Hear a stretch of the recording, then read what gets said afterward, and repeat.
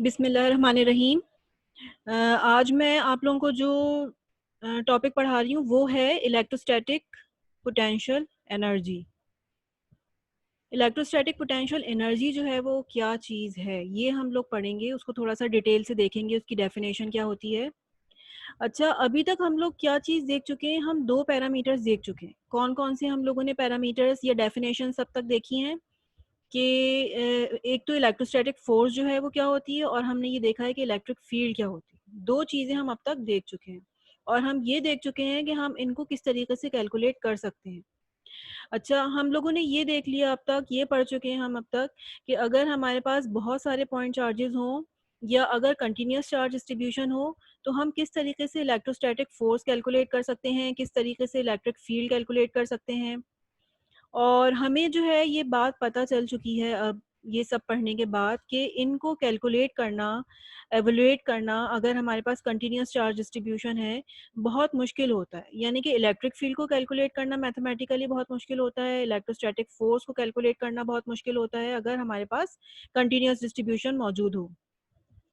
अच्छा, फिर कोई आसान तरीका है कि हम आसानी के साथ में कोई पैरामीटर इन दोनों से मालूम कर सकें? तो हम लोगों ने ये भी देख लिया कि हाँ, गॉसेस लॉ एक लॉ है जो कि basically electric flux find out करने के लिए होती है, लेकिन उसके ज़रिए जो है हम इलेक्ट्रिक फील्ड भी फाइंड आउट कर सकते हैं कुछ ख़ास कंडीशंस में अगर हमारा सरफेस और चार्ज जो है, चार्ज डिस्ट्रीब्यूशन सिमेट्रिक हो, तो उस सूरत में हम इलेक्ट्रिक फील्ड आसानी से मालूम कर सकते हैं और जब हम इलेक्ट्रिक फील्ड आसानी से मालूम कर सकते हैं, तो हमें ये रिलेशनशिप पता है कि इलेक्ट्रिक फील्ड क्या चीज़ होती है? इलेक्ट्रिक फील्ड होती है force experience by a unit charge.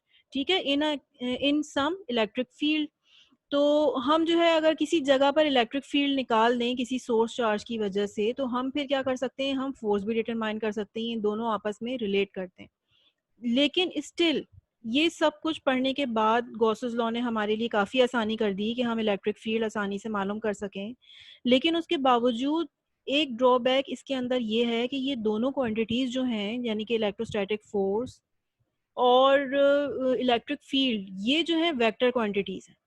और वेक्टर क्वांटिटीज़ जो हैं वो बहुत मुश्किल से डील होती हैं क्योंकि हमें क्या करना पड़ता है बार-बार इलेक्ट्रिक फील्ड को उसके कंपोनेंट्स में रिज़ॉल्व करना पड़ता है। बार-बार हमें इलेक्ट्रिक फ़ोर्स को उसके कंपोनेंट्स में रिज़ॉल्व करना पड़ता है। फिर जो कंपोनेंट्स सेम डायरेक्शन के अंदर होते हैं उनको ऐड अप करो, जो कंपोनेंट्स कैंसल हो रहे हैं उनको कैंसल आउट करो। तो इस चीज़ में बहुत ज़्यादा डिफ़िकल्टी है रिज़ॉल्व करने में उनको बार-बार जो है वो बहुत हमें परेशानी होती है। तो हम जो है वो अब क्या करते हैं, हमने फिर उसके बाद ये गौर करना शुरू किया कि क्या कोई स्केलर क्वांटिटी नहीं मिल सकती हमें, जिसकी मदद से हम आसानी से अपनी कैलकुलेशन कर सकें और कोई ऐसी क्वांटिटी हो, कोई भी ऐसी क्वांटिटी हो X Y Z let's suppose जिसका रिलेशनशिप जो है ना फोर्स के साथ में भी हो कुछ भी हो, जिसका रिलेशनशिप कोई स्केलर क्वांटिटी हो जिसका रिलेशनशिप इलेक्ट्रिक फील्ड के साथ भी हो, ताकि जब हम वो स्केलर क्वांटिटी डिफाइन करें तो हम उसकी मदद से इलेक्ट्रिक फील्ड भी फाइंड आउट कर सकें। कोई स्केलर क्वांटिटी हम डिफाइन करें जिसकी मदद से हम इलेक्ट्रिक फोर्स भी फाइंड आउट कर सकें, यानी कि इस स्केलर और इस वेक्टर के दरमियान कोई ना कोई रिलेशनशिप हमें मिल जाए। और डेफिनेटली मिल सकता है। बहुत सारी जगहों पर हम पढ़ चुके हैं कि अगर हम किसी भी 2 वेक्टर क्वांटिटीज़ को लेट्स सपोज़ मल्टीप्लाई करते हैं तो हमें एक स्केलर क्वांटिटी हासिल होती है जिसको हम वर्क डन कहते हैं। सही है, तो हमें स्केलर क्वांटिटीज़ और वेक्टर क्वांटिटीज़ के दरमियान रिलेशनशिप जो है वो ढूँढना है कि आखिर इन इलेक्ट्रोस्टैटिक फ़ोर्स और कोई ऐसी हम क्वांटिटी डिफ़ाइन कर सकें जो कि आसानी से हमें मिल जाए और जब हम हासिल हो जाए, कैलकुलेट हो जाए तो उसकी मदद से हम इलेक्ट्रिक फ़ोर्स जो है वो डिटरमाइन कर सकें या इलेक्ट्रिक फील्ड डिटरमाइन कर सकें। तो हमें अपनी प्रीवियस नॉलेज को जो हम अब तक फिज़िक्स पढ़ चुके हैं, उसमें से हमें सर्च आउट करना पड़ेगा कि क्या कोई क्वांटिटी ऐसी क्वांटिटी है जो कि इलेक्ट्रोस्टैटिक फ़ोर्स कोई स्केलर क्वांटिटी है जो कि इलेक्ट्रोस्टैटिक फ़ोर्स को ढूँढने में हमारी मदद कर सकती है, कैलकुलेट करने में हमारी मदद कर सकती है? तो येस, देयर इज़। और वो कौन-सी स्केलर क्वांटिटी है? वो है पोटेंशियल एनर्जी। पोटेंशियल एनर्जी जो है ना वो एक ऐसी स्केलर क्वांटिटी है जो कि इलेक्ट्रिक फोर्स के साथ में रिलेट करती है। अब तक हमने 2 क्वांटिटीज पढ़ी है ना, इलेक्ट्रिक फोर्स, इलेक्ट्रोस्टैटिक फोर्स और इलेक्ट्रोस्टैटिक फोर्स और इलेक्ट्रिक फील्ड। तो हमें जो है वो पता चल गया भाई इलेक्ट्रोस्टैटिक फील्ड। हमें पता चल गया कि अच्छा चलो हमें कम से कम कोई एक ऐसी क्वांटिटी मिल गई पोटेंशियल एनर्जी जिसका कोई ना कोई रिलेशनशिप होता है फोर्स के साथ। स्केलर क्वांटिटी का रिलेशनशिप होता है वेक्टर क्वांटिटी के साथ, और जब एक दफ़ा हमें वेक्टर क्वांटिटी ये मिल जाएगी तो एफ और ई तो डायरेक्टली रिलेशनशिप में है, तो हम जो है वो आराम से इलेक्ट्रिक फील्ड भी फाइंड आउट कर सकते हैं। तो हमारा मसला हल हो गया। कैसे हल हुआ? मैकेनिक्स के अंदर हम पढ़ चुके हैं कि अगर हमारे पास कोई भी वेक्टर फील्ड हो, जैसे कि फॉर एग्जांपल ग्रेविटेशनल फोर्स, और हम उस ग्रेविटेशनल फोर्स के अंदर कोई मास रखें, तो डिफरेंट पॉइंट के ऊपर डिफरेंट पोटेंशियल एनर्जी उसके अंदर स्टोर हो जाएगी। ये हमारे पास है अर्थ। अगर मैं एक बॉल को एक सर्टेन हाइट एच के ऊपर लेकर जाती हूँ, लेट सपोज एच, तो जब मैं इस बॉल को छोड़ूंगी तो ये बॉल वापस नीचे की तरफ आएगी। ठीक है, तो मैं ये कहूंगी कि भाई इसके अंदर कोई ना कोई एनर्जी है, तभी तो वो नीचे की तरफ आ रही है। सही। तो इसको हम क्या कहते हैं? इसको हम कहते हैं potential energy, gravitational potential energy. और ये किस चीज के ऊपर डिपेंड करती है? ये पोजीशन के ऊपर डिपेंड करती है। यानी अर्थ की कोई ना कोई ग्रेविटेशनल फील्ड थी, ये हर जगह पे वो ग्रेविटेशनल फोर्स या ग्रेविटेशनल फील्ड मौजूद है, फोर्स फील्ड या ग्रेविटेशनल फील्ड मौजूद है। तो हम जो है जब किसी भी ऑब्जेक्ट को उस फील्ड के अंदर रखेंगे, जैसे मैंने यहाँ पर रखा, तो उसकी पोटेंशियल एनर्जी जो है वो कुछ और होगी। अगर मैं अपनी बॉल को इस जगह पर रखूं, तो चूंकि यहाँ पर हाइट कुछ और है, यहाँ पर लेट सपोज h1 थी, यहाँ पर लेट सपोज h2 है, तो फिर क्या होगा कि उसकी जो पोटेंशियल एनर्जी हो जाएगी, पोटेंशियल एनर्जी हो जाएगी mgh2। ठीक है, यहाँ पर इसकी मैं h1 कर देती हूँ।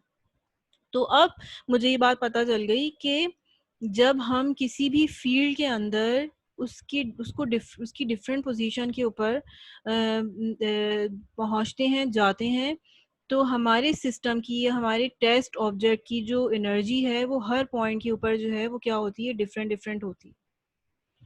तो ये जो है ना रिस्पॉन्स होता है, यानी कि किसी भी फोर्स फील्ड के अंदर, इलेक्ट्रिक फील्ड के अंदर या फोर्स फील्ड के अंदर आप जब किसी भी अपने टेस्ट चार्ज को या सिस्टम को अगर आप रखेंगे, तो हर पॉइंट के ऊपर उसकी एनर्जी जो है वो क्या होगी? डिफरेंट होगी।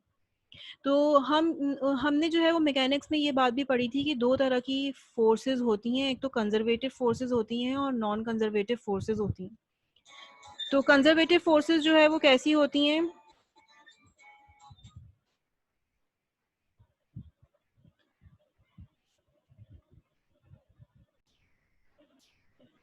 तो हमें अपनी प्रीवियस नॉलेज से, मैकेनिक्स की नॉलेज से जो है वो ये बात मालूम है कि अगर हम किसी भी कंजर्वेटिव फोर्स को डील कर रहे हैं, कंजर्वेटिव फोर्स ऐसी फोर्स होती है जो कि सिर्फ और सिर्फ पोजीशन के ऊपर डिपेंड करती है, और हमें पता है इलेक्ट्रोस्टैटिक फोर्स भी जो है वो सिर्फ और सिर्फ पोजीशन के ऊपर डिपेंड करती है। जैसे कि हमें पता है कि दो पॉइंट चार्जेस के दरमियान जो इलेक्ट्रोस्टैटिक फोर्स है वो पोजीशन के ऊपर किस तरीके से डिपेंड करती है। ठीक है, 1/r² करके, लेकिन ये force basically it is a function of position.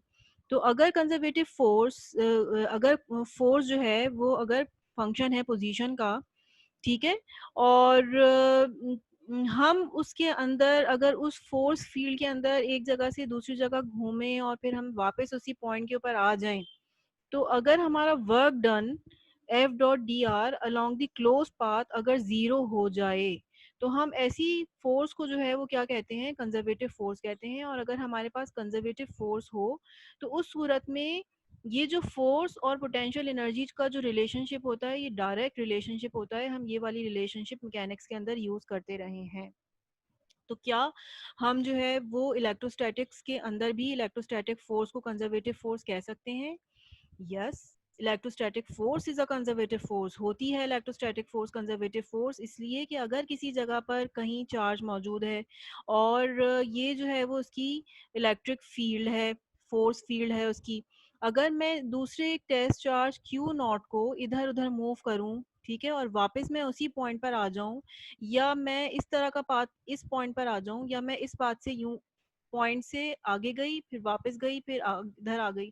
तो चाहे मैं पाथ 1 अडॉप्ट कर लूँ, चाहे मैं पाथ 2 अडॉप्ट कर लूँ, ये क्लोज पाथ है, जहाँ से शुरू वहीं पे ख़त्म, जहाँ से गई वहीं पर पहुँच गई आखिर। तो ये जो है मेरे पास जो वर्क डन निकलेगा हमेशा क्या निकलेगा, ज़ीरो। तो ऐसा जब भी हमारे पास होगा तो हम ये कहेंगे कि हमारी फोर्स फील्ड जो है वो क्या है, कंजर्वेटिव है, और इलेक्ट्रोस्टैटिक फोर्स भी कंजर्वेटिव फोर्स होती है। अगर मैं क्लोज पाथ के अंदर जाऊं तो वर्क डन हमेशा मुझे ज़ीरो मिलता है। तो उस सूरत में जब हमें वर्क डन ज़ीरो मिलता है तो हम कंजर्वेटिव फोर्सेस को लिख सकते हैं in terms of potential energy. ठीक है, कि वर्क डन जो है वो क्या है, work done is equal to the potential energy difference between the two points।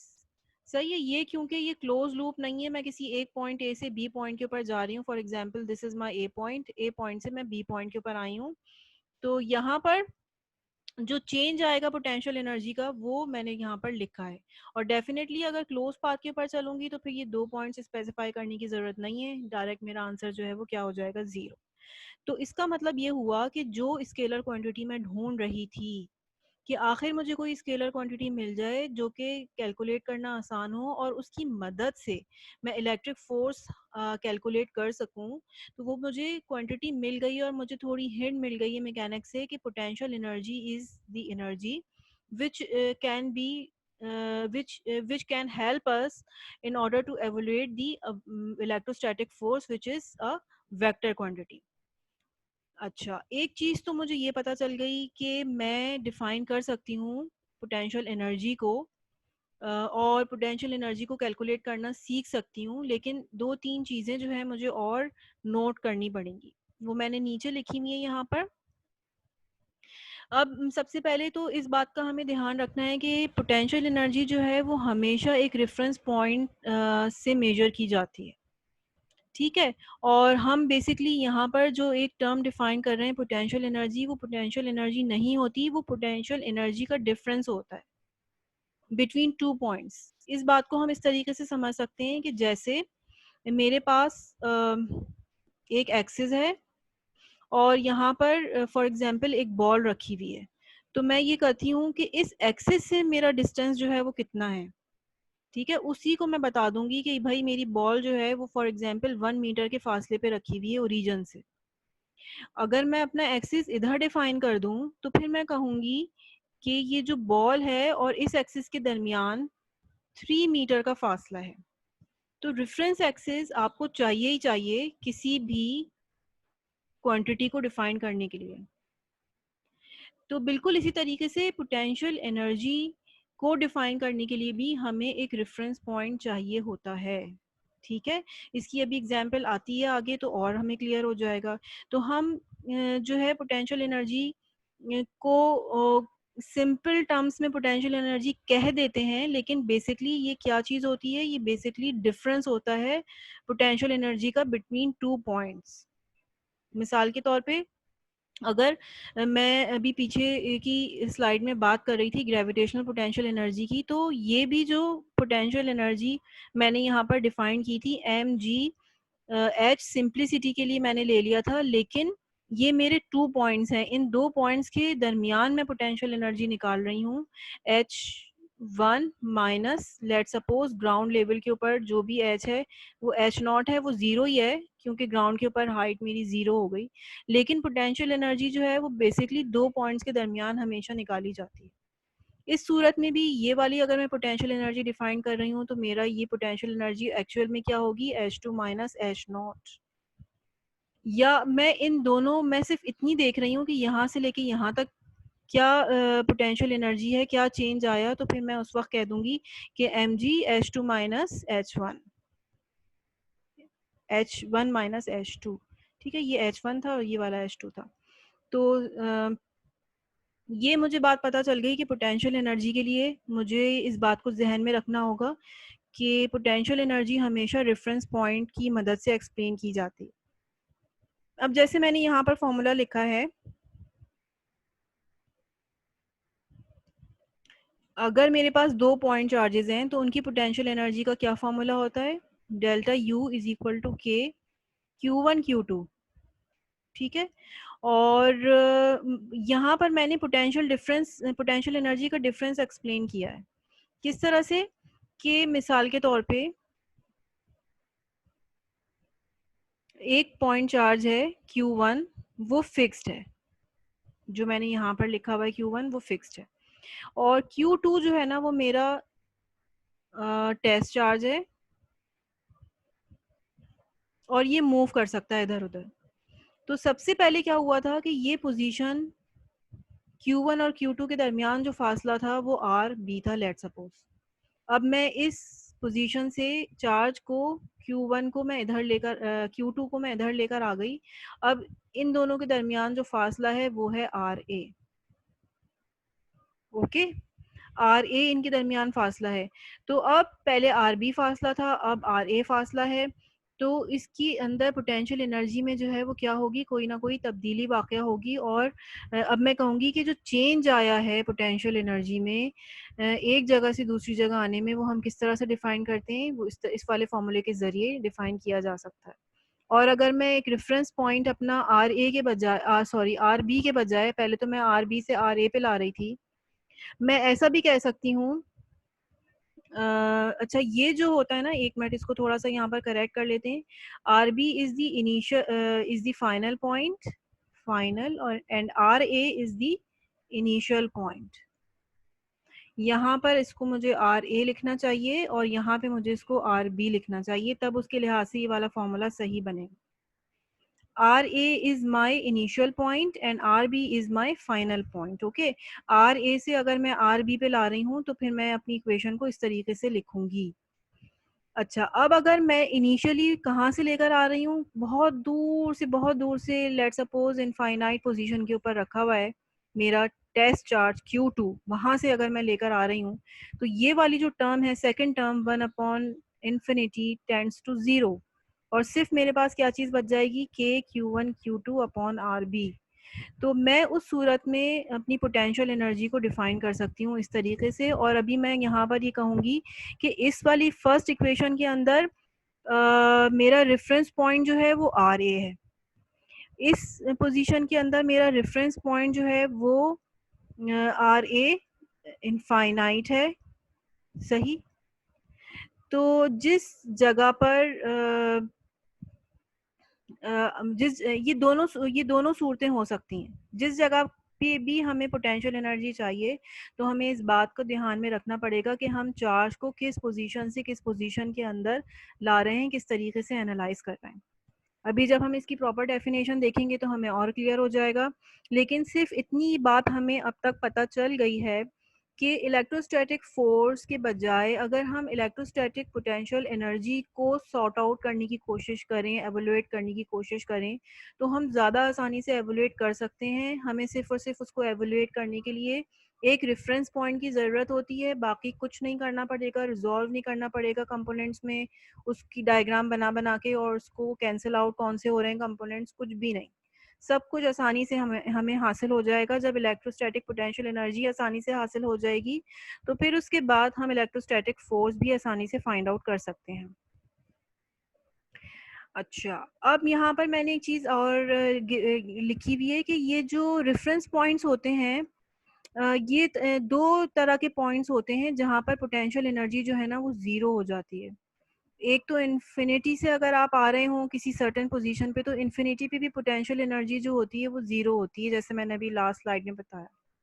और एक पॉइंट ऐसा होता है जिसको आप ग्राउंड कहते हैं, उसके ऊपर भी पोटेंशियल एनर्जी ज़ीरो होती है। ये जो है ना, जब हम मूविंग चार्जेस के बारे में पढ़ेंगे, करंट जहाँ पर, या सर्किट थ्योरी हम पढ़ेंगे, तो उसके अंदर थोड़ा-सा मैं आप लोगों को आइडिया दूँगी और डिटेल से बताऊँगी कि ये क्या चीज़ है। लेकिन बहरहाल हम ये बात कह सकते हैं कि इन्फिनिटी के ऊपर पोटेंशियल एनर्जी जो है वो ज़ीरो होती है, और ग्राउंड कोई एक ऐसा पॉइंट है जहाँ पे पोटेंशियल एनर्जी जो है वो क्या होती है, ज़ीरो होती है।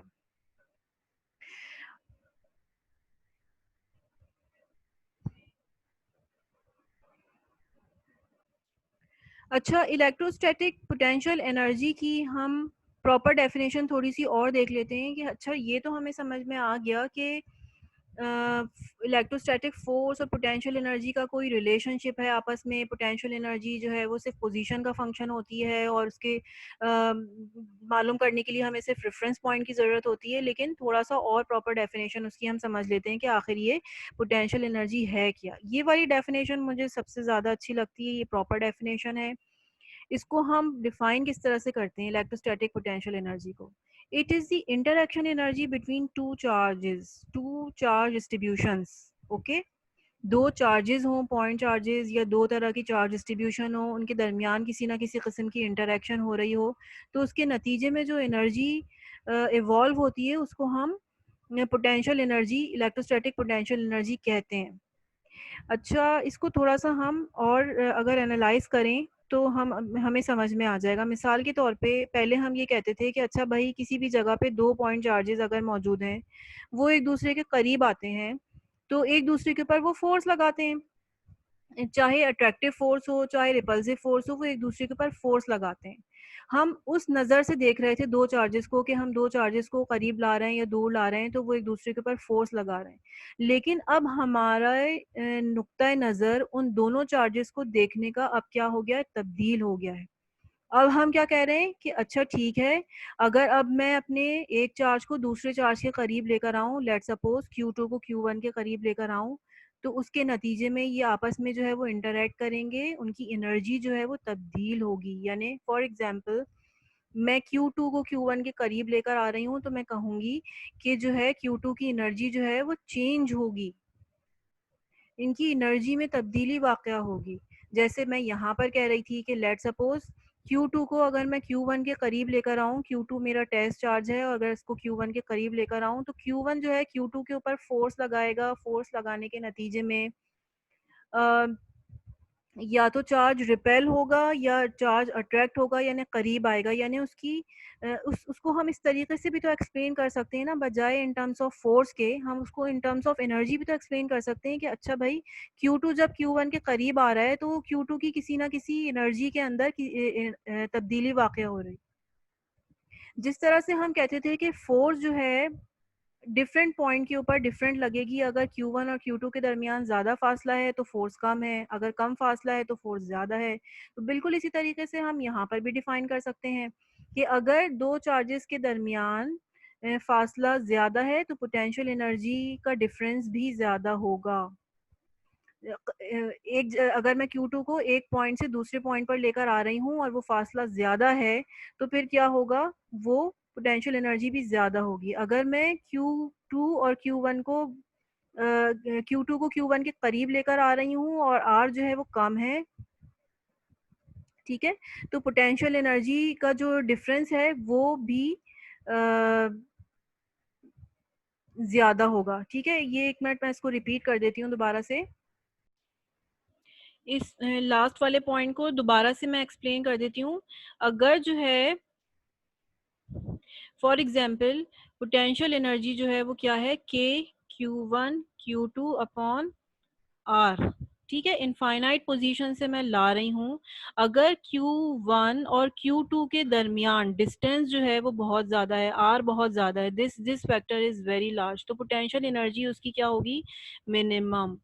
लेकिन अगर मैं इनफाइनाइट पोजीशन से Q2 को लेकर आ रही हूँ Q1 के पास और R जो है मेरा अब क्या हो गया, बहुत ही कम हो गया, तो पोटेंशियल एनर्जी जो है वो क्या होगी, मैक्सिमम। पोटेंशियल एनर्जी होगी उस वक्त मैक्सिमम, ठीक है? यानी दोनों चार्जेस के दरमियान कहीं Q2 को आप दूर से लेकर आ रहे हैं, इतना करीब लाके आपने रख दिया, तो उस वक्त चेंज इन पोटेंशियल एनर्जी क्या होगा, मैक्सिमम। और अगर आप बहुत दूर से कहीं से चार्ज को लेकर आ रहे हैं लेकिन अभी भी इनफ फासला है Q1 और Q2 के दरमियान, R बहुत ज़्यादा है, तो पोटेंशियल एनर्जी का चेंज जो है वो क्या होगा, मिनिमम। तो कहने का मकसद बेसिकली ये है कि change in potential energy is inversely proportional to R. सिर्फ और सिर्फ आर का फंक्शन है ये, पोटेंशियल एनर्जी और किसी चीज़ का फंक्शन नहीं है। लेकिन यहाँ पर हमें एक चीज़ और भी नोट करनी है, वो ये कि जब दो तरह के चार्जेस के दरमियान इंटरेक्शन होता है तो पोटेंशियल एनर्जी एक ऐसी फिजिकल क्वांटिटी है विच determines the quantity of interaction between the two charges. दो चार्जेस होंगे तो पोटेंशियल एनर्जी होगी। अगर दो चार्जेस नहीं हैं तो पोटेंशियल एनर्जी नहीं है। ओके तो दो चार्जेस का होना जो है वो लाजमी है। एक चार्ज के लिए आप कभी भी पोटेंशियल एनर्जी को डिफाइन नहीं कर सकते। एक टर्म होती है जिसको हम इलेक्ट्रोस्टैटिक पोटेंशियल कहते हैं, उसको तो हम डिफाइन कर सकते हैं, लेकिन पोटेंशियल एनर्जी को हम कभी भी डिफाइन नहीं कर सकते एक चार्ज के लिए। It is the interaction between the two system of charges, either two point charges और either any type of distribution of charges. अच्छा, एक डेफिनेशन तो इसकी हो गई ये वाली जो मैंने आपको बताई कि it electrostatic potential energy is the interaction energy between to charge distribution. और एक और तरीका है जिस तरीके से हम इलेक्ट्रोस्टैटिक पोटेंशियल एनर्जी को डिफाइन कर सकते हैं, और वो क्या है, वो ये है कि ये है वर्क डन, कि how much we have to do work on a charge. मिसाल के तौर पे मेरे पास दो चार्जेस रखे हुए हैं, तो हमें उन दोनों चार्जेस को करीब लाने में लेट सपोज कितना वर्क करना पड़ रहा है। ये पॉजिटिव चार्ज है, लेट सपोज दोनों, Q1 is fixed, Q2 is my test charge. तो मुझे इसको करीब लाने में कुछ ना कुछ वर्क करना पड़ेगा। जितना मुझे वर्क करना पड़ेगा वो मेरी पोटेंशियल एनर्जी कहलाएगी। कैसे? मैंने अभी तो ये वाला फॉर्मूला डिफाइन किया था पहले मैकेनिक्स में। हमने ये पढ़ा है कि कंजर्वेटिव फोर्स का रिलेशनशिप पोटेंशियल एनर्जी के साथ क्या होता है। यहाँ पर मैंने उसको डेल के बजाय डिफरेंशियल फॉर्म में लिख दिया है, तो उससे कोई फर्क नहीं पड़ता।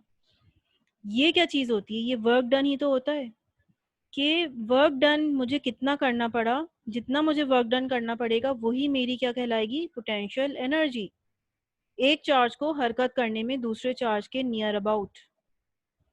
सही? तो इस तरीके से भी हम डिफाइन कर सकते हैं। या तो हमें वर्क करना पड़ता है, we have to do work on a charge, यानी कि हमें टेस्ट चार्ज को यहाँ से लेके यहाँ तक धक्का देना पड़ता है इस जगह पर। या फिर क्या होता है कि वर्क जो है वो खुद ब खुद टेस्ट चार्ज के ऊपर कौन सा वाला चार्ज करता है, अनदर चार्ज। मिसाल के तौर पे ये जो प्लस चार्ज था, इसको मैं करीब लेकर आ रही थी। जब मैं इसको करीब लेकर आ रही थी तो मुझे वर्क करना पड़ रहा था, लेकिन जैसे ही मैं इसको छोड़ूंगी तो ये वापस जो है ना वो क्या होगा, हरकत करके इससे दूर चला जाएगा। जब दूर जा रहा है खुद ब खुद, अब हम ये नहीं कहेंगे कि अच्छा भाई ये रिपेल कर रहे हैं या फोर्स लग रही है और रिपल्जन हो रही है। अब हम उसको फोर्स के नज़रिए से नहीं देख रहे हैं, अब हम इस सिस्टम को एनर्जी के नज़रिए से देख रहे हैं। तो हम ये कहेंगे कि अच्छा भाई ये सिस्टम, हर इस सिस्टम के अंदर ये जो चार्ज है अब ये हरकत कर रहा है, तो ये हरकत क्यों कर रहा है, इसके पास किसी किस्म की एनर्जी है तभी वो हरकत कर रहा है। अब हम इस नज़रिए से देखेंगे तो हम ये कहेंगे कि हाँ ये जो चार्ज है, दूसरा चार्ज, अब ये हरकत करके इससे अवे जा रहा है। इसका मतलब ये हुआ कि Q1 Q2 के ऊपर वर्क कर रहा है और वो उसको धक्का दे रहा है, उसको के ऊपर वर्क कर रहा है, डेट्स इट। ठीक है, तो वर्क जो है वो कभी हमें करना पड़ता है, कभी खुद ब खुद हमें जो है वो चार्ज की मूवमेंट मिल जाती है by due to by virtue of the source charge. तो इसको जो है वो हम थोड़ा सा और एनालाइज करते हैं, लेकिन एक यहाँ पर इक्वेशन मैंने इस ये वाली जो इक्वेशन है ना, इसको थोड़ा सा मॉडिफाई करके इधर लिख दिया है। बेसिकली ये देखें, यहाँ से अगर पोटेंशियल एनर्जी का चेंज हमें चाहिए विद रिस्पेक्ट टू आर, तो हम कह सकते हैं कि this is the definition of the electrostatic force. अगर इलेक्ट्रोस्टैटिक फोर्स आप फाइंड आउट करना चाहते हैं, सबसे पहले आपने क्या किया, पोटेंशियल एनर्जी इस वाले फॉर्मूले से निकाल ली। जब पोटेंशियल एनर्जी इस फॉर्मूले से निकल गई, कुछ रिजॉल्व नहीं करना पड़ा, कुछ नहीं करना पड़ा, जस्ट हमें दो चार्जेस का मैग्नीट्यूड चाहिए, उनके दरमियान पोजीशन चाहिए। और जब हम पोटेंशियल एनर्जी डिटरमाइन कर लेंगे तो हम उसका डेरिवेटिव ले लेंगे विद रिस्पेक्ट टू आर, और फिर हमारे पास सीधा सीधा क्या आ जाएगी, फोर्स आ जाएगी, इलेक्ट्रोस्टैटिक फोर्स। तो ये जो फॉर्मूला है माइनस फॉर्मूले के अंदर शामिल होता है। It is due to some reason कि जब आप डेरिवेटिव लेते हैं पोटेंशियल एनर्जी का, तो उसमें भी एक नेगेटिव साइन आ जाता है, और वो नेगेटिव नेगेटिव जो है वो फिर पॉजिटिव बन जाता है। तो वो मैथमेटिकल कंडीशन को सेटिस्फाई करने के लिए यहाँ पर एक फॉर्मूला माइनस का साइन लगाया हुआ है। अच्छा, मैं आगे जाती हूँ। एक एग्जाम्पल देखते हैं। मिसाल के तौर पे मेरे पास एक पॉजिटिव चार्ज है और दूसरा पॉजिटिव चार्ज भी है। मैं क्या कर रही हूँ, इसके ऊपर वर्क डन कर रही हूँ इन दोनों को करीब लाने के लिए। ठीक है, इन दोनों को करीब मैं लेकर आ रही हूँ, तो मुझे कुछ ना कुछ वर्क डन करना पड़ेगा, एक्सटर्नल फोर्स मुझे लगानी पड़ेगी। We have to do work. और यहाँ से मैं देख सकती हूँ कि पोटेंशियल एनर्जी जो है वो क्या है। Q1 भी मेरा पॉजिटिव है, Q2 भी मेरा पॉजिटिव है, तो दोनों चूंकि पॉजिटिव हैं तो मेरा जो पोटेंशियल एनर्जी है वो क्या होगी, पॉजिटिव होगी। तो इसका मतलब ये हुआ कि जब मैंने वर्क किया तो दोनों करीब आ गए, उनका डिस्टेंस डिक्रीज हो गया। जब डिस्टेंस कम से कम हो गया तो पोटेंशियल एनर्जी जो है वो क्या हो गई, ज़्यादा से ज़्यादा। यानी मैं उसके ऊपर, चार्ज के ऊपर फोर्स लगाती जाऊंगी, चार्ज हरकत करता करता करता आएगा, लेकिन आहिस्ता आहिस्ता चूंकि दोनों की साइन सेम है, वो आहिस्ता आहिस्ता आके स्टॉप होगा, यानी कि उसकी हरकत में कमी वाक़या होगी और वो स्टॉप हो जाएगा। यानी उसकी काइनेटिक एनर्जी कन्वर्ट हो जाएगी पोटेंशियल एनर्जी के अंदर। तो मैं इसको और आगे डिफाइन करती हूँ कि जितना मैं वर्क कर रही हूँ, जितना मैं फोर्स लगाकर आई हूँ, it would be stored in electrostatic potential energy. उसको हम कहेंगे कि वो सारा के सारे वर्क जो है वो स्टोर हो गया इलेक्ट्रोस्टैटिक पोटेंशियल एनर्जी में। यानी काइनेटिक एनर्जी उस सिस्टम की डिक्रीज होती चली जाएगी, आहिस्ता आहिस्ता वो स्टॉप होता चला जाएगा, और पोटेंशियल एनर्जी जो है वो क्या होती चली जाएगी, बढ़ती चली जाएगी। यहाँ पर मैंने आपको बताया कि डिस्टेंस चूंकि डिक्रीज होता चला जा रहा है तो पोटेंशियल एनर्जी जो है वो क्या होगी, बढ़ती चली जाएगी। तो यही चीज़ मैंने यहाँ पर लिखी है, this is in accordance with the law of conservation of energy, कि एक फॉर्म ऑफ एनर्जी दूसरी फॉर्म ऑफ एनर्जी के अंदर किस तरीके से कन्वर्ट हो रही है। तो हम इस तरीके से भी इसको कह सकते हैं कि काइनेटिक एनर्जी डिक्रीज हो रही है, पोटेंशियल एनर्जी बढ़ रही है। या फिर हम इस तरीके से भी कह सकते हैं कि जितना हम वर्क कर रहे हैं उतना ही उस सिस्टम के अंदर पोटेंशियल एनर्जी जो है वो स्टोर होती चली जा रही है। तो ये दोनों तरीके पोटेंशियल एनर्जी को एक्सप्लेन करने के लिए बिल्कुल सही हैं। अच्छा, जब हम यहाँ पर एक्सटर्नल फोर्स को रिमूव कर देंगे, यहाँ पे प्लस चार्ज में लेकर आई और मैंने यहाँ पर इस पोजीशन पे इसको रख दिया, और जैसे ही मैंने इस पोजीशन के उसके ऊपर रखा तो चार्ज जो है वो अवे जाना शुरू कर देगा, वापस इस तरह से अवे जाना शुरू कर देगा। क्यों जा रहा है अवे, तो हम ये एक्सप्लेन करेंगे। ये नहीं कहेंगे कि भाई रिपल्सिव फोर्स है, क्योंकि अब हम फोर्स की टर्म में एक्सप्लेन कर ही नहीं रहे। हम कहेंगे कि इसके पास एनर्जी है तभी वो वापस जा रहा है। और कौन सी एनर्जी है, पोटेंशियल एनर्जी थी इसके पास कुछ ना कुछ, जो कि उसके अंदर मौजूद थी, उसके पास थी, उसी के पास थी, और अब वो कन्वर्ट हो रही है उसकी काइनेटिक एनर्जी के अंदर। और हम ये कहेंगे कि पोटेंशियल एनर्जी जो है जो उसके पास थी वो अब डिक्रीज होती चली जाएगी, और काइनेटिक एनर्जी जो है वो क्या होती चली जाएगी, बढ़ती चली जाएगी। अभी भी हम कहेंगे कि लॉ, ये सब कुछ हमारी law of conservation of energy के मुताबिक हो रहा है, तो ये कुछ ऐसा गलत नहीं है, सब चीज़ें हम सही एक्सप्लेन कर रहे हैं।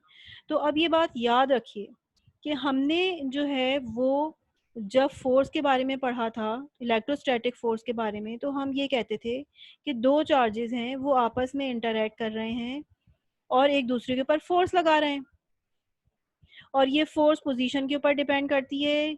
दो चार्जेस के दरमियान ज़्यादा डिस्टेंस होगा तो कम फोर्स होगी, कम डिस्टेंस होगा ज़्यादा फोर्स होगी, इस तरह से हम उसको पढ़ते थे।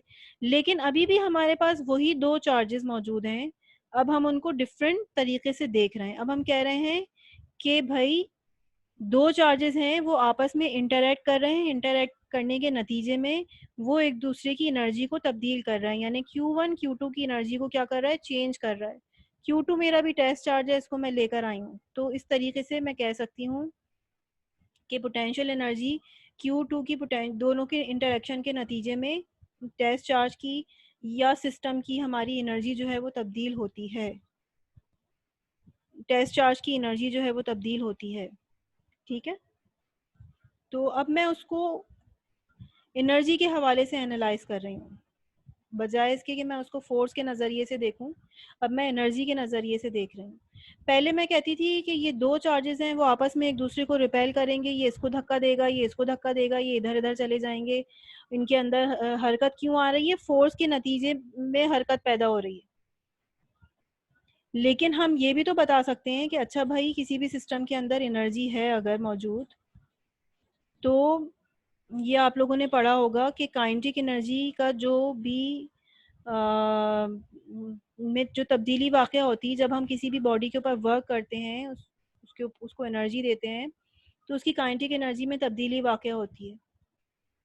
तो हरकत क्यों होती है? एनर्जी देने या निकलने की वजह से हरकत होती है। एनर्जी कम होने की वजह से हरकत में कमी वाक़या होती है, एनर्जी बढ़ने की सूरत में किसी ऑब्जेक्ट के अंदर उसकी हरकत बढ़ती है। तो बजाय इसके कि हम यूँ देखें किसी भी सिस्टम को कि फ़ोर्स की वजह से हरकत है, हम ये कह सकते हैं कि एनर्जी की वजह से हरकत है। तो अब हम सिस्टम को डिफरेंट तरीके से एनालाइज कर रहे हैं। जब हम ये कहेंगे कि अच्छा भाई 2 चार्जेस करीब रखे हुए हैं, तो अब ये एक दूसरे से दूर जाएँगे, तो हम ये कहेंगे कि अच्छा भाई पोटेंशियल एनर्जी थी इसके पास, अब वो काइनेटिक एनर्जी में कन्वर्ट हो गई। That's why it is moving away, क्योंकि पास उसके पास कोई एनर्जी थी। अब हम एनर्जी के नज़रिए से देखेंगे। अब अगर 2 चार्जेस जो हैं वो अगर अपोजिट साइन रखते हैं, तो वो एक दूसरे को फोर्स के नज़रिए से अगर हम देखें तो हम कहेंगे कि अट्रैक्ट कर रहे हैं, फोर्स ऑफ अट्रैक्शन है इनके दरमियान। लेकिन अगर मैं एनर्जी के हवाले से देखूं तो मैं ये कहूँगी कि ये जो सिस्टम पॉजिटिव चार्ज है, पॉजिटिव चार्ज जो है वो इसके ऊपर नेगेटिव वर्क कर रहा है, यानी कि वो उसको अपनी तरफ खींच रहा है। और मेरी काइनेटिक एनर्जी जो है वो क्या हो रही है, Q2 की काइनेटिक एनर्जी जो है वो मुस्तकिल इंक्रीज हो रही है, और पोटेंशियल एनर्जी जो है वो क्या हो रही है, डिक्रीज हो रही है। अब ये रिवर्स केस हो जाएगा, इसको मैंने आगे एक्सप्लेन किया हुआ है नेक्स्ट पेज पे, यहाँ पर, कि अगर मेरे पास अगर अब 2 चार्जेस हों तो फिर क्या होगा। अच्छा, इस फॉर्मूले को देखें, Q1 एक पॉजिटिव चार्ज है, एक नेगेटिव चार्ज है, तो एक नेगेटिव चार्ज है तो यहाँ पर नेगेटिव साइन आ गया ना। तो इसका तो मतलब ये हुआ कि जब 2 अपोजिटली चार्ज पार्टिकल एक दूसरे के करीब आते हैं, तो उनकी जो पोटेंशियल एनर्जी होती है वो क्या होती है, नेगेटिव का मतलब है डिक्रीज, कम से कम हो गई। अगर 2 चार्जेस जो हैं वो सेम साइन के हों, यहाँ पर देखें, पॉजिटिव हो या तो दोनों, या दोनों नेगेटिव हो, तो पोटेंशियल एनर्जी जो है वो क्या होती है, बढ़ती है। तो एक पॉइंट मैंने यहाँ पर मेंशन किया हुआ है which is very very important, यही कि अगर किसी जगह पे अट्रैक्शन है, तो उस जगह पर अट्रैक्शन की वजह से उस सिस्टम की जो पोटेंशियल एनर्जी होगी या होगी, डिक्रीज होगी, it will become more negative, और स्टेबल होगा वो सिस्टम। और रिपल्जन, जहाँ पे भी कहीं 2 सेम चार्जेस हैं, तो उन चार्जेस की वजह से जो पोटेंशियल एनर्जी है वो पॉजिटिव होती है, तो हम कहते हैं कि अच्छा भाई इन 2 चार्जेस के इंटरेक्शन की वजह से उस सिस्टम की जो पोटेंशियल एनर्जी है वो क्या हो रही है, इंक्रीज। ठीक है, ओवरऑल ये टर्म यूज़ की जाती है। वैसे इंक्रीज और डिक्रीज जो है वो हम पोजीशन के हिसाब से भी डिफाइन करते हैं। ठीक है, आर को जैसे मैंने बताया कि अगर मैं आर को बहुत ज़्यादा बढ़ा दूं तो पोटेंशियल एनर्जी का जो चेंज है वो कुछ और होगा, अगर मैं आर को कम कर दूं तो पोटेंशियल एनर्जी का चेंज जो है वो कुछ और होगा। तो यहाँ पर जो है मैं इसको एनालाइज कर रही हूँ कि अगर मेरे पास पॉजिटिव चार्ज है और इधर मेरे पास अगर नेगेटिव चार्ज है, इन दोनों को मैं करीब लेकर आऊँ, अगर जो है फॉर एग्जांपल अब मुझे करीब लाने की ज़रूरत नहीं पड़ेगी, ये जो पॉजिटिव चार्ज है ये इसको खुद ब खुद अट्रैक्ट करेगा, तो हम कहेंगे कि हम नेगेटिव वर्क कर रहे हैं सिस्टम के ऊपर, यानी कि हम कोई वर्क ही नहीं कर रहे हैं। फिजिक्स के लिहाज से ये टर्म इस्तेमाल होती है कि हमें कोई वर्क ही नहीं करना पड़ रहा है, यानी कि नेगेटिव वर्क हो रहा है, यानी सिस्टम जो है वो खुद ब खुद एक दूसरे खुद जो है वो टेस्ट चार्ज को हरकत में लेकर आ रहा है, उसकी काइनेटिक एनर्जी जो है वो इंक्रीज कर रहा है।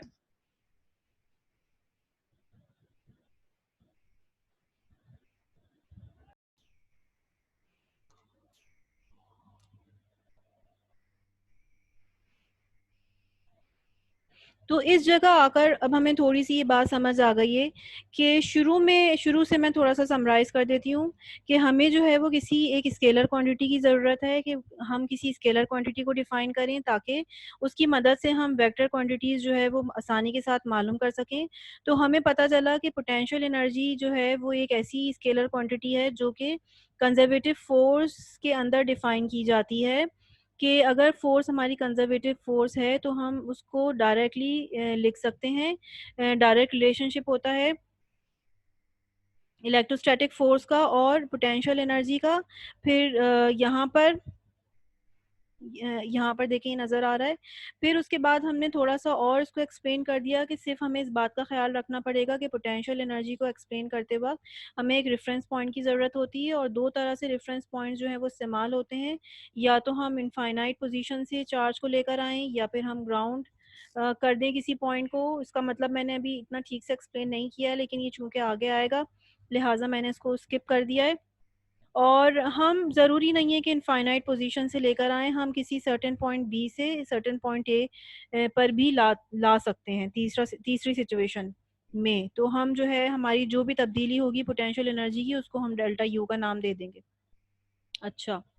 और फिर मैंने ये बताया कि बेसिकली जो पोटेंशियल एनर्जी होती है वो क्या चीज़ होती है, ये इंटरैक्शन की वजह से होती है। पहले हम ये कहते थे कि एक चार्ज दूसरे चार्ज के करीब आ रहा है तो एक दूसरे के ऊपर वो फ़ोर्स लगा रहे हैं, नहीं। अब हम ये कहेंगे कि अगर एक चार्ज को मैं दूसरे चार्ज के करीब लेकर आ रही हूँ तो टेस्ट चार्ज की जो एनर्जी है उसमें तब्दीली वाक़या हो रही है। हम उसको एनर्जी के टर्म्स में एनालाइज़ करेंगे और वो जो तब्दीली वाक़या हो रही है उसको हम इलेक्ट्रोस्टैटिक पोटेंशियल एनर्जी कहते हैं।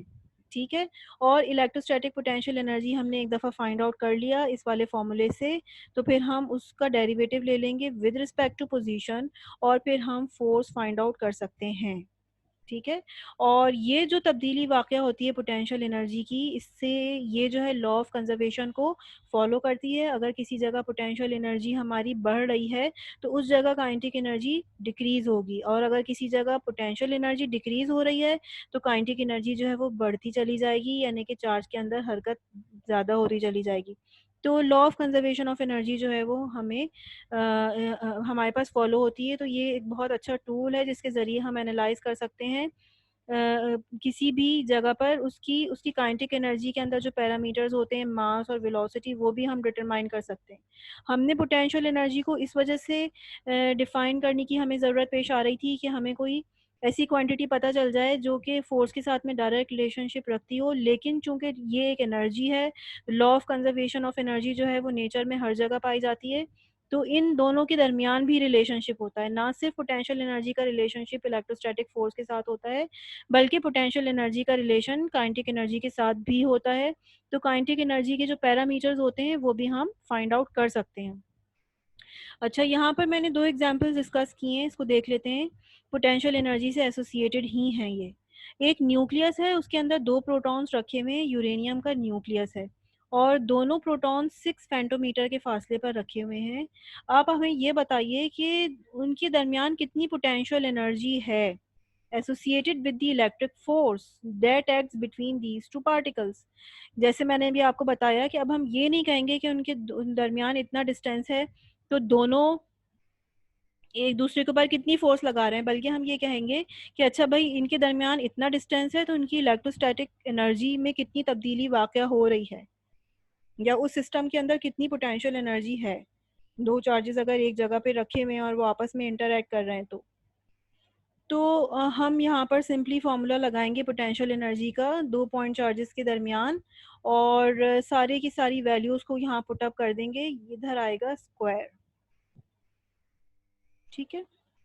क्योंकि 2 प्रोटॉन्स हैं और फेम्टोमीटर का मतलब होता है 10 टू द पावर -15। तो ये आ गया हमारा आंसर, पोटेंशियल एनर्जी ये आ गई।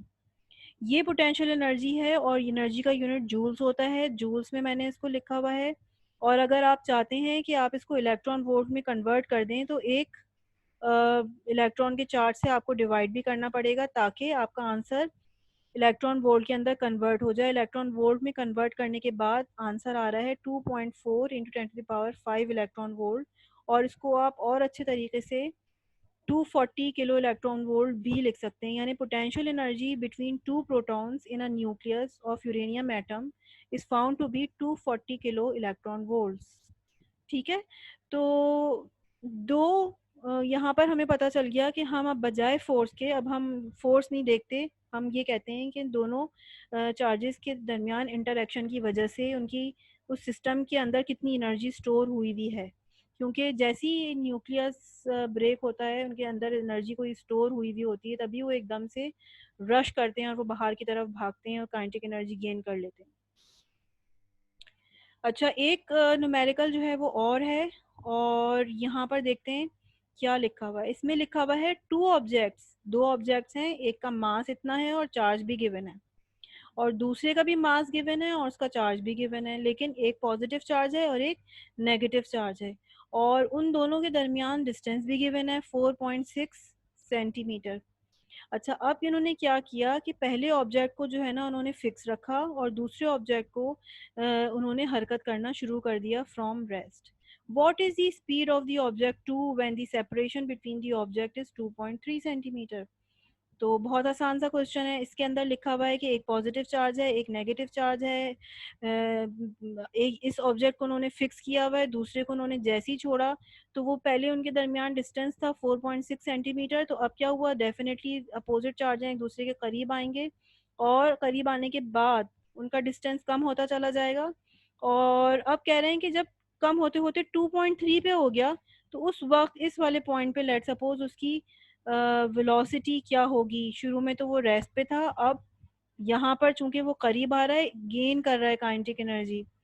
तो इसका मतलब ये हुआ कि पहले इनके पास पोटेंशियल एनर्जी ज़्यादा थी, अब पोटेंशियल एनर्जी डिक्रीज होती जा रही है और काइनेटिक एनर्जी बढ़ती जा रही है। तो यहाँ पर मैंने वही फॉर्मूला लिखा है टोटल एनर्जी कंजर्वेशन का कि decrease in potential energy is equal to increase in kinetic energy.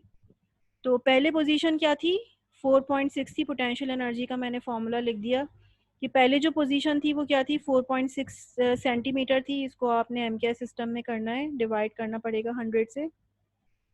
तो यहाँ पर आप लिखेंगे और उसके बाद फाइनल पोजीशन क्या हो गई, 2.3 सेंटीमीटर। तो 2.3 सेंटीमीटर यहाँ पर आप लिख देंगे कि अब ये जो डिस्टेंस रह गया वो क्या रह गया, 2.3 सेंटीमीटर, यानी कि डिवाइडेड बाय 100 करके भी आप इधर इधर रख देंगे और इस पूरे को सॉल्व करेंगे और वो किसके बराबर होगा, increase in kinetic energy increase हो रही है, यानी कि हाफ। किसकी एनर्जी इंक्रीज हो रही है, इस वाले की, चार्ज की, 2 की। तो यहाँ पर मैंने m2 लिखा हुआ है, M V F minus V I, initial velocity इसकी 0 है और ये जो है इसका मास गिवन है m2, ये वाला 0.0039 यहाँ पर आप रख देंगे। और इधर से पूरा सॉल्व करने के बाद हमें पता चलेगा कि अच्छा जो गेन हुई है स्पीड सेकंड ऑब्जेक्ट की, वो कितनी गेन हुई है, रेस्ट से 240 मीटर पर सेकंड हो गई है। तो जैसे मैंने आपको बताया कि इस पोटेंशियल एनर्जी से अब एनर्जी का फ़ायदा क्या हुआ, इस पोटेंशियल एनर्जी से ना सिर्फ हम फोर्स फाइंड आउट कर सकते हैं बल्कि हम जो है वो काइनेटिक एनर्जी भी डिटरमाइन कर सकते हैं, क्योंकि law of conservation of energy जो है वो एनर्जी के लिए हमेशा वैलिड होती है। एनर्जी की फॉर्म एक फॉर्म से दूसरे फॉर्म में कन्वर्ट हो जाती है, लेकिन एनर्जी को ना हम क्रिएट कर सकते हैं ना हम डिस्ट्रॉय कर सकते हैं। ठीक है, यहाँ पर मैं अपना लेक्चर एंड कर रही हूँ और नेक्स्ट टाइम जो है वो मैं एक सेकंड फिजिकल क्वांटिटी को डिफाइन करूँगी which is known as the electrostatic potential. अल्लाह हाफिज़।